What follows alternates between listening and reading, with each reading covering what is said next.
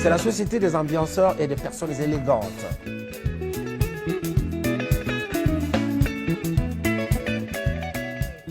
Quand on réfléchit à ce qu'est la rumba congolaise, si on n'est pas congolais soi-même, si on n'a pas écouté de la rumba congolaise ou du soukous dans sa jeunesse, on ne comprend pas nécessairement à quel point c'est central dans l'histoire des musiques mondiales. C'est vraiment un des plus grands événements musicaux du XXe siècle.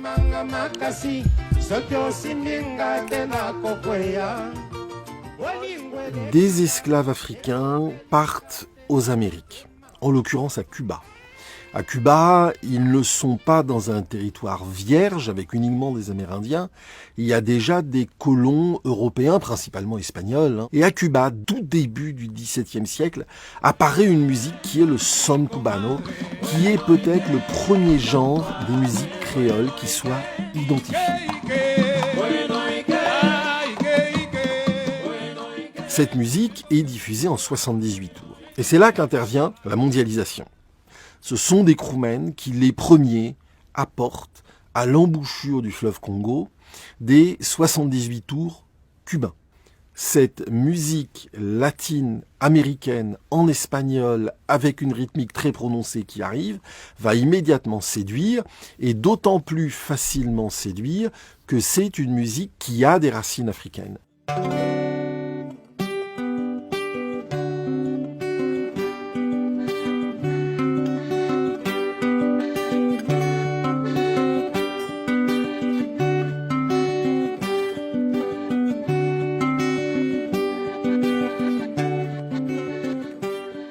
Et là, on va avoir un musicien qui s'appelle Wendo Colossoy, qui va enregistrer le premier tube de la rumba congolaise, qui est Marie-Louise.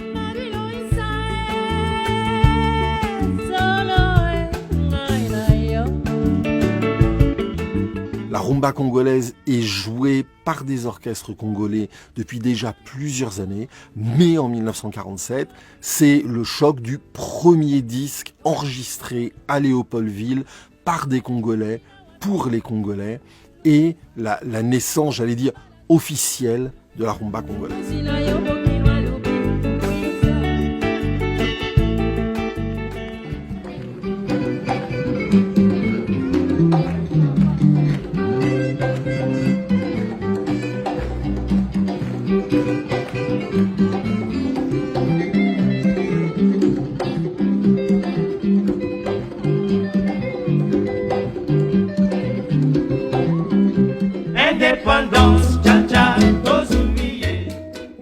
C'est une chanson qui est écrite, enregistrée à Bruxelles pendant ce round de négociations.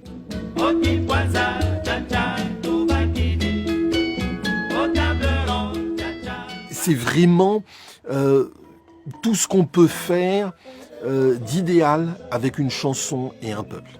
Quelque chose qui a une fonction d'hymne, quelque chose qui a une fonction d'air à danser, et quelque chose dont on se souvient aujourd'hui, 60 ans plus tard, avec une immense émotion.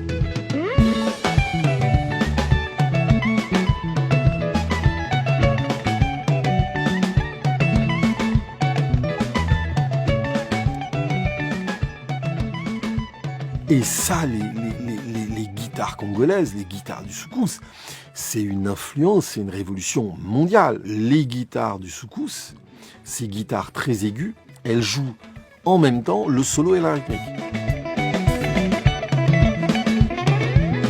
Le son est tellement étrange, tellement barré, tellement séduisant.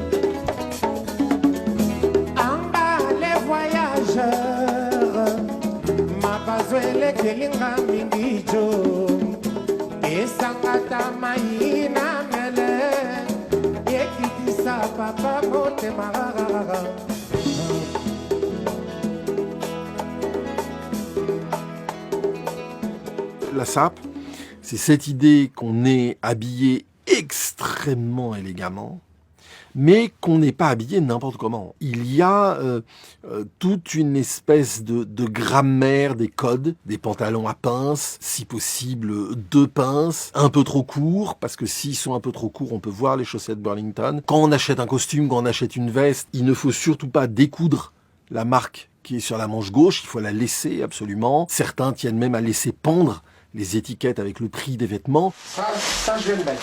C'est cher ça? Ah oui, je peux pas dire le prix, sinon ça va faire mal.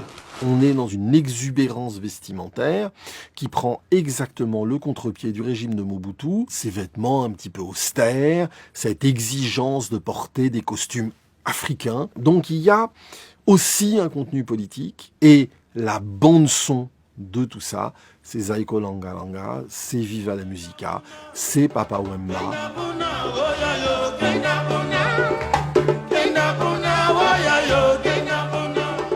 Il y a une espèce d'ostentation dans la folie de la mode qui, à la fin, va finir par donner Sapé comme jamais de Maître Gims, qui est évidemment une référence à cette culture des sapeurs des années 80, qui est la culture de son père, au même âge, quand son père travaillait avec Papa Wemba.